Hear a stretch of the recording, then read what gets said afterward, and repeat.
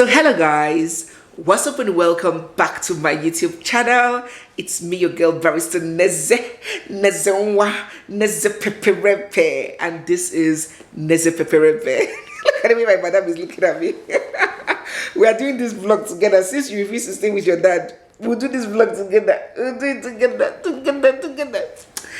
Anyways guys, so welcome back to the channel. See, I didn't intend for you guys to see me in Canada until we are done rolling out all our pre-recorded relocation series. Okay, I wanted us to finish airing all the relocation series, from the movement, the airport, everything. There's so much to see.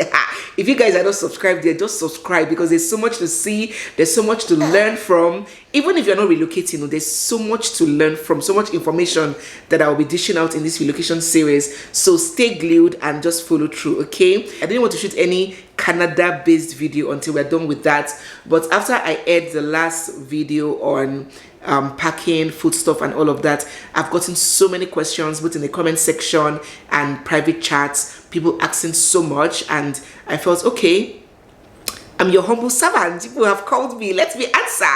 So I decided to do this video to give you guys all the answers, because if I wait till we are done with all the series, this is summer now, this is relocation season, so many people are traveling and they need this information ASAP. So I'm like, okay, let me just do this video before we go back to relocation series proper. So if you want to relocate from your country, Nigeria, or anywhere else in the world, whether you're going to cargo or not is a major decision that you have to make. Food is very, very important when you're traveling, because clothes and others you can easily access there, I believe. And yes, you can see other Obodo food, but your local meal, your local African food is not something that you just come across every day in the stores. Yes, they're African stores, but yes, they're quite expensive. So you just come in newly, you just worked years saving Naira.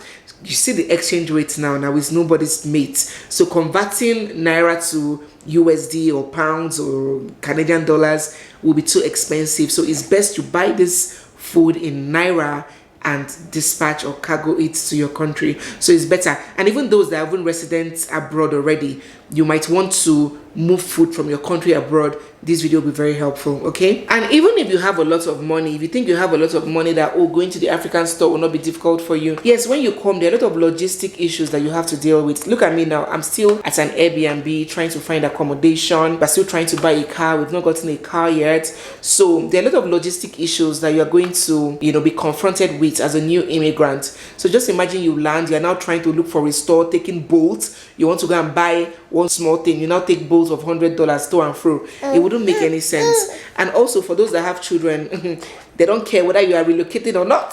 What they want is food in their belly 3 times a day. So you need to have food around. You can start cooking and sustaining yourselves with until you know where all these stores are. So cargoing food or going with food is so important. Now, for those that are traveling, for those that will travel, the airlines will typically give you an allowance of 2 luggages, 23 kg each, and 1 hand luggage of either 8 kg or 9 kg. Then, of course, you can have a small backpack where you can put in your computer or camera or something, essentials like electronics essentials that you wouldn't want to check in. So that 23 kg, please don't put it in one big 46 kg bag. No, they should be split into 2 23, not 40 and 12 or whatever. It has to be 23. Then the hand luggage of 8 kg, which you can choose to check in or you can choose to board the flight with. Then of course the school bag or the backpack, as I mentioned. So hearing this 23 kg when you have not started packing might seem like a lot. I used to think that 23 kg was so much. I'm like, oh, we are a family of 6. Naya was not entitled to 2 23 kg. She was entitled to 1 23 kg. But my 3 sons were entitled to 2 20 kg plus myself and my husband. So we had like 11 bags and 5 hand luggages and our backpacks. And I was thinking like, boy oh boy, that is sufficient. That can take everything that we need. But that is a big lie. That's one of the biggest fallacies that you will get to discover. It is not enough. It is not enough at all. Before you can put one or two things, 23 kg has reached. So at the end of the day, you'll discover that you either need to drop all the essential things that you're going to be needing abroad, or you need to cargo. So you want to suck on national TV. Soko. You want to show everybody that you are a soccer. Mbano. I'm not gonna let you talk. I'm not gonna let you, baby. Now, cargos can be in two ways. You can either choose to air cargo or sea cargo. As the name implies, sea cargo, ship, air cargo, plane, okay?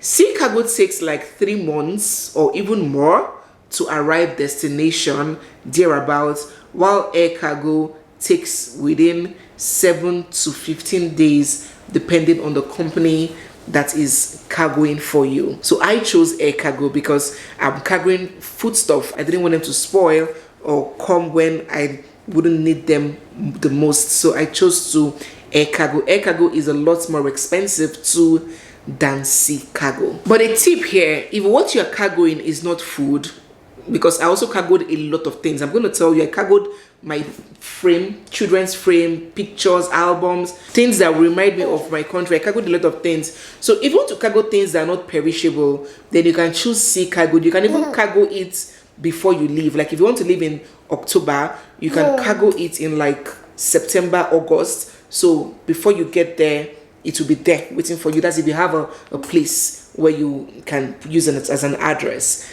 I had a friend that gave me her address. She's so kind. It was a place that I used as my destination place. But since I was carrying foodstuff, I only carried like few days before we left. Okay, so that's an option. You can use sea cargo. It is cheaper, but it's only better if what you're carrying is not perishable. So there are 3 things I considered before I chose a cargo company. There are so many of them. If you go on Instagram and you search cargo companies, you will see so many of them. I'm going to tell you the one I use, and I'm going to drop her contact. It's not a paid or sponsored ad, but I'm just going to do it because she was effective. She delivered. So I'm going to drop her contact at the end of this video. But there are so many of them. I'm not saying that it must be mine. There's so many of them. If you go on Instagram, even if you want to travel, there's so many Telegram and WhatsApp groups that they're going to add you to. If you drop it there, like, oh please, who can recommend a good cargo company for me? You're going to get so many recommendations.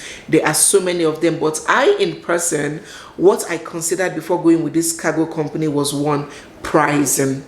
And that's what you should consider too, pricing.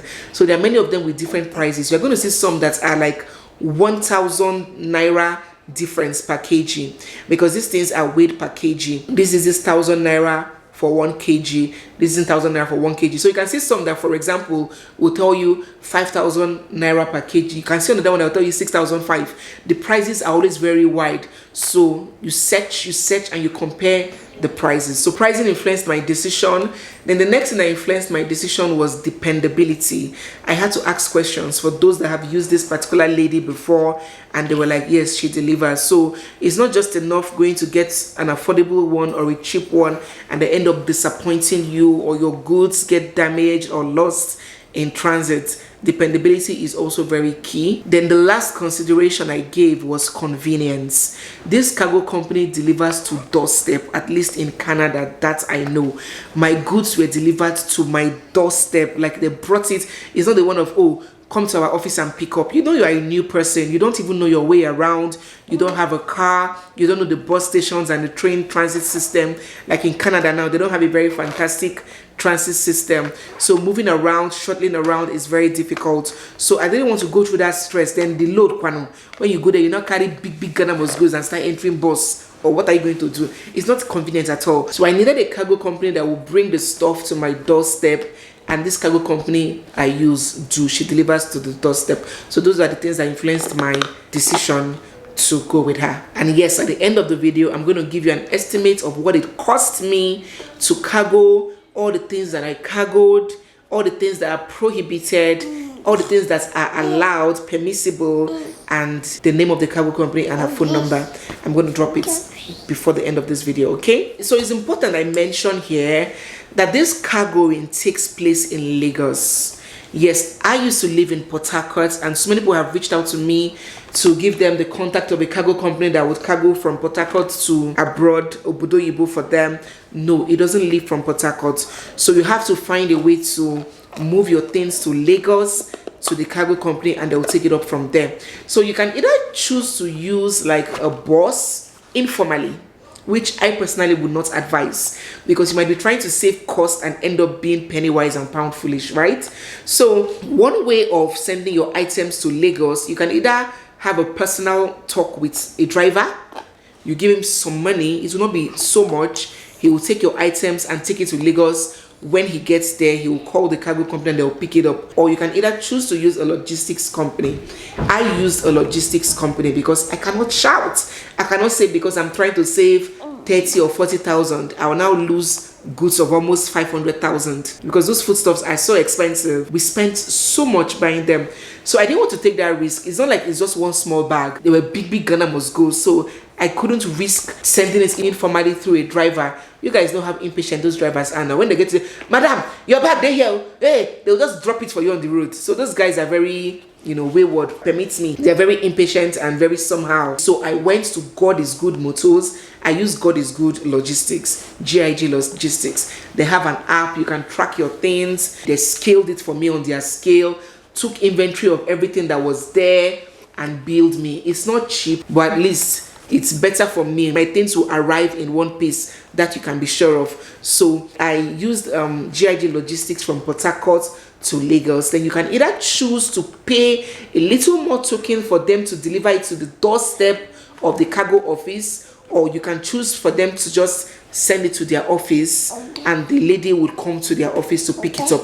So those are two options. I don't know whether you understand. The logistics company I use, GIG, can either choose to deliver those your things from Port Harcourt to the office of the cargo company, or they can choose to keep it in their office and that lady will send someone to come and pick it up. So I think it's better they just deliver it to the lady, because when the lady sends someone to come and pick it up, she will still put it in your bill. You will still pay for it. So there's no need for that. Just pay at the logistics company. They will take it straight to their office and you have that over with. So that was the option I used. If you want to use driver, you're on your own, no?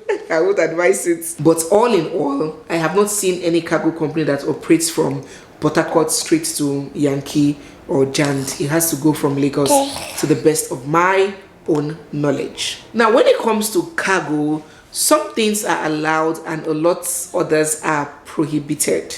Of course, you cannot just cargo everything. There's some things that you're allowed to cargo, and there's some things that you are not, based on the country's policy and all of that. Anyway, your own glasses. I bought your own, so we can twin. See your own here. Will you allow me wear it for you? Baby, yay!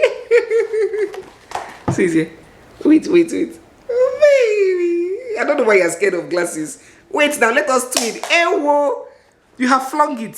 So, these items I'm going to mention now are things that are allowed and things that I cargoed personally, and they are here with me. Nobody removed it. It didn't have any issues.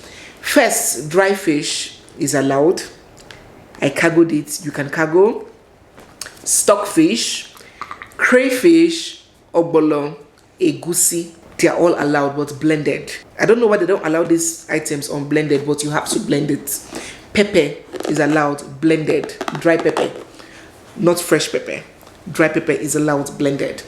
Your soya spices, I also bought soya spices, is allowed blended, of course. Tomatoes, that's like tin tomatoes, but not in the tin, in the sachet, is allowed, but there is a limit to what she allows. I think she just said 2 rows only. I don't know why the limitations, but she didn't allow so many. So I just put 2 rows. I think 1 roll is 6 or 12. So 2 rows of tomatoes allowed. I also cargoed all my family albums, from my wedding albums to the children's 1-year birthdays. We usually do it very big.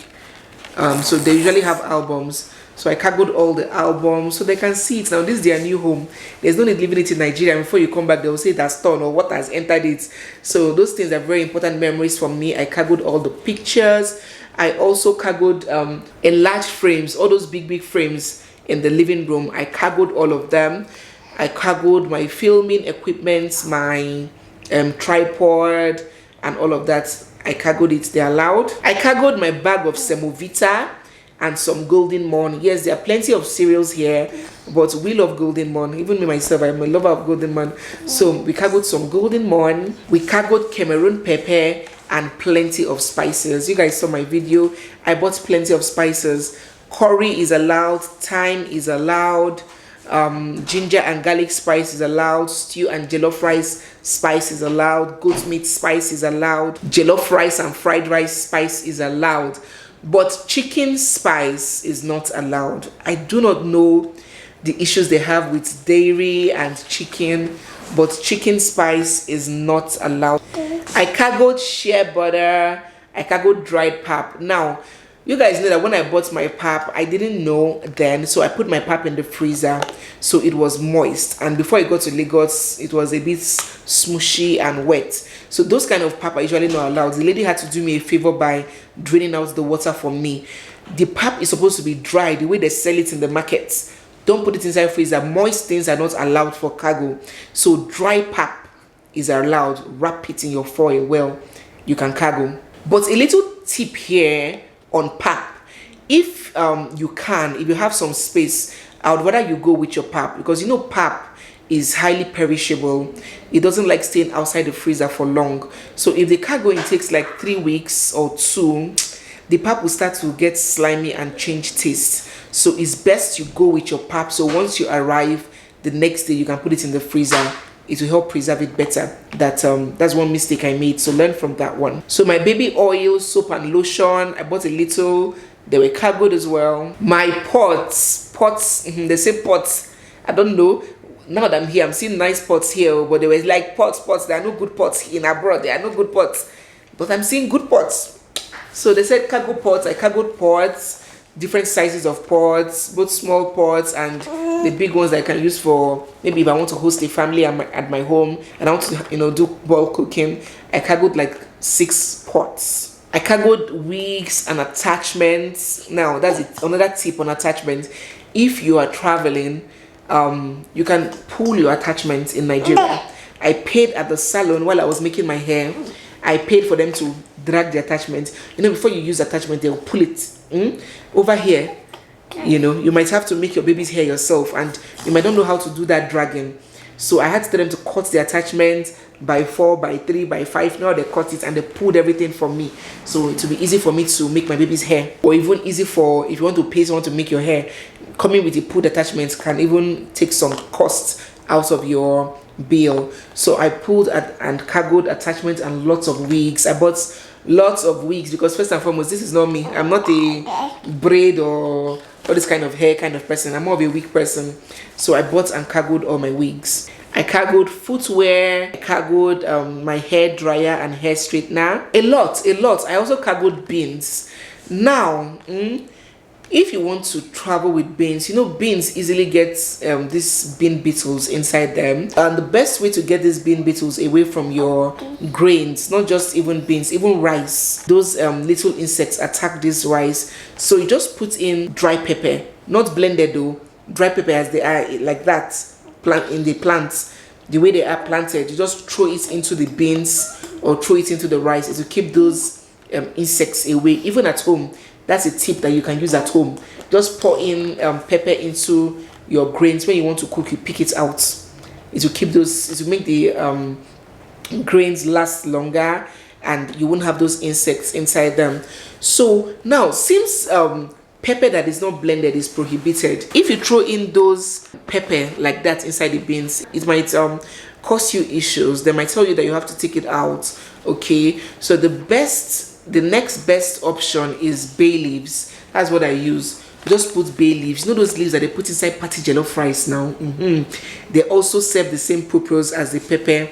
It will keep the insects away. So just throw in bay leaves inside the beans and you can cargo. I cargoed plenty of beans. So I cargoed honey beans, butter beans, oloyi beans, different types of beans. So that is that on things that are allowed, things that I cargoed. Now, some items are very prohibited, like they won't even take it from you. If you send it to them, they will remove it and either eat it or throw it away. So some of the items that are not allowed for cargo are dairy products like chicken. When I say chicken, I don't just mean like the raw chicken or fried chicken or roasted chicken. I mean anything that has chicken in it, be it Indomie chicken, be it chicken spices, anything chicken, anything chicken, anything chicken. You don't want me to shoot. Chicken. Yeah, let's do with your brother. Lily, thank God. So anything that has chicken flavor in it will not be allowed for cargo. Smoked meat, roasted meat are not allowed. We killed full goats and smoked, roasted it, spiced it and roasted it, but it wasn't allowed for cargo. And our loads were already full. We didn't take it, so we just ate it in the house. We didn't travel with it. So all those smoked chicken, smoked fish are not allowed for cargo. Anything that has battery or Bluetooth in it is also prohibited. I don't know whether it interferes with, I don't know the reason, but these cargo companies have their own rules, and this one that I used also prohibits anything that has battery in it. Those ones I had to put them in the bags that I was going with. So roll-ons, hair and body sprays are not also allowed for cargo, so those ones also had to put them in my check-in bags. I have mentioned unblended pepper, egusi and ogbolo. Please, you have to blend it. If you want to travel with anyone that is not blended, then you have to go with it. Many of these cargo companies will not take it. Then hair clippers also are not allowed for cargo, so I also went with my hair clippers. Those are one of the things I bought. I bought hair clippers, like 3 hair clippers, because DIY, my husband is going to learn how to cut hair. We have 3 sons. We're not going to be spending hundreds of dollars cutting hair every month. So I bought a lot of clippers and we went with them in our check-in bag. So the next question that you might ask is, what is the time frame from when these cargo things leave Nigeria to when they get to you, to your doorstep? So it's between 10 to 14 days, like between 10 days to 2 weeks. It's going to leave Nigeria and get to your doorstep. You will receive it like this. You will get a bell ping, and you open your door and receive it into your house. Very convenient. So that's the time frame. And this cargo company, I use cargos every week. So it's not like the things are going to stay in their warehouse for 3 weeks and they're looking for more customers to make it up before they ship. No. Every week, every Thursday, she cargos. So now, since it's every Thursday, if you have perishable items like maybe pap, it's best not to send to her on Friday, because if you send to her on Friday, it will stay in her warehouse till next Thursday. The best way to do it is to send it to her, let it get to her on Wednesday, so we know that the next day it's already on its way. I hope you understand. So she cargos every week and it takes within 10 days to get to you. This cargo company I use also ships to almost every part of Canada, from Alberta, Ontario, Toronto, Halifax, Ottawa, New Brunswick, Mississauga, Saskatoon, Winnipeg, just name it. She ships to almost every part of Canada. I don't know about UK, US and other countries. I didn't ask because it wasn't of interest to me. But when I drop her contacts and you reside in these countries and you want to find out whether she can ship to you, you can just reach out to her and ask her. But I know that for sure when it comes to Canada, you are covered. So I'm going to address some very frequently asked questions that came up in the course of that video, and generally questions that you are likely to want to know, okay? First is red oil. This has always been a subject of wahala because we women, we need red oil. Now, without red oil, you can't cook soup. So that's like one of the major ingredients that we need abroad. So is red oil allowed? Now, if you want to cargo, you can cargo red oil. As a matter of fact, I didn't even send red oil to her from Port Harcourt. We eventually had a relationship that she bought red oil for me in Lagos and cargoed it. Okay, so red oil is allowed, but not frozen as it is. But if you want to travel, yourself with red oil, then you have to freeze it, kakaraka, like stone. The guys at the airport will still ask you, hey, what is this? If you know what to do, you know what to do. You didn't hear it from Neze's mouth. Are you understanding? So yes, you can travel with frozen red oil, stone blocked, but because of space. In fact, I first bought 125 kg red oil that I filled inside these bags. I'll put the bags, these red oil bags, very good for red oil. I'll kind of put it up here so you can see it. I poured those 25 kg oil inside those bags and I froze it. But when I was packing, hey, I was removing things. Space is an issue. Space is a big issue. So when I had to remove almost everything, I just went with one. I had to call the lady and told her to just buy me red oil and add it amongst my things, because I couldn't carry all of those frozen red oil because of space constraints. The next question is cooked food. Is cooked food allowed? I went with cooked food. Of course, this is not cargo. Of course, you cannot cargo cooked food. Hello. I went with cooked food. Guys, I made soup, better soup. I didn't add water. I don't add water, so it's not be plenty. You're trying to minimize space. I made the stew. I didn't add water. When I come here, I'll add water. I made it thick. I made a lot of food. Oh, moi moi. I froze it. I got this clip plates. This clip plates that you can clip. Bam, bam, bam. You clip it well so it won't pour. Then I wrapped it inside bubble wrap. Put it inside Ziploc bag, then threw it inside my thermal bags. Guys, thermal bags are a lifesaver. They would help you keep your food cold for a long time. My flights, that story is a story for another day. I'm going to tell you all about my flights, but it took a lot of time before we could arrive at our destination. And guys, when we arrived, many of the food were still frozen after 24 hours or more. You understand? So those thermal bags are very good. I went with plenty cooked food and it has been helping me like crazy. It has been helping me. That's what we've been eating. There's a lot of oibo mede, but you know, when we want to eat Nigerian food, we boil rice, we eat it with our Nigerian stew. It's better swallow with soup. It's not immediately I come, I'll start going to look for African stuff. Makagini. So frozen food, you can freeze, pack it the way I told you, because once it starts leaking, forget it. The airport staff will carry everything and throw it away. Once water starts dripping from your bag, disqualified. So make it stone block. Cook it like 2 weeks before you travel. Put it in your freezer, let it turn to stone. That's way package the way I package it, then you can be able to fly with it. It will help you. But shall make your further inquiries on the countries you are going to. Biko, don't quote me. I'm telling you what worked for me. So the next question is how much? Where's my phone? How much did it cost me? Guys, you know that these things are very, very dependent on exchange rates. When I traveled like few weeks back, the rates then and now are different. The rates are going crazy. You can see what dollar is. When I left Nigeria, dollar was like, wasn't it 800? Now dollar is almost 1K in less than 2 weeks. This administration will favor me and my family in the mud. When they were telling people to vote well, people were voting based on tribal sentiments and wuru. This new rate will favor me and my family. Dollar at 2,000 per naira will favor me and my family. Don't worry. We have never seen something. More is yet to come. But let us not discuss politics right now. So what I'm trying to say is that the rates are going up. So if you want to cargo, start cargoing now.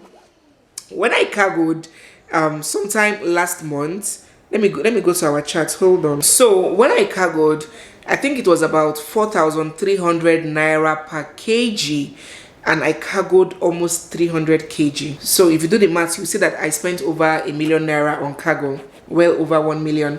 So I'm not saying that you must cargo as much as I did. I cargoed a lot. Depends on your hand, the way your hand did, your pocket size. So cargo as your power reach. I don't know what the rates will be now. When you reach her, you compare prices with other people and you know what's most favorable for you. But that's the range. You will see 4,000, 5,000 something. That is the range per kg. It is weighed per kg. Okay? And how long did it take? It took my stuff maybe about 10 days, or was it even less? It took my stuff less than 10 days. I think about 8 days for it to get to my doorstep. The person whose address I used just called me and told me that your stuff is here. So it took much less than 10 days to arrive. And of course, I have already mentioned what is allowed and what is contraband. So I'll just drop these tips before we bring this video to an end. First and foremost, please use Ziploc bags. You cannot be traveling with and Ziploc is not your best friend. Ziploc bags have to be your best friend. Buy them in all shapes and all sizes.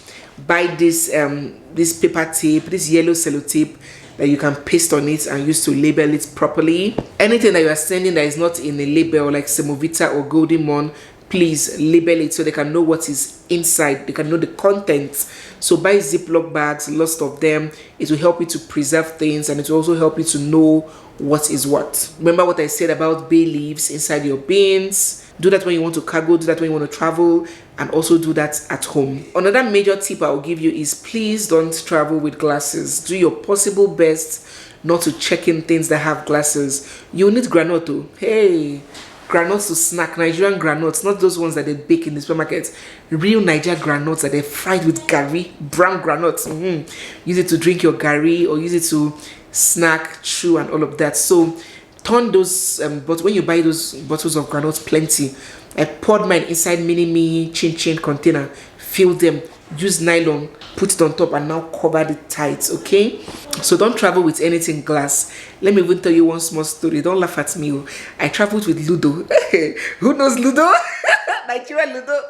I bought like 3 Ludo. I wrapped it with bed sheets and I put it in my bag.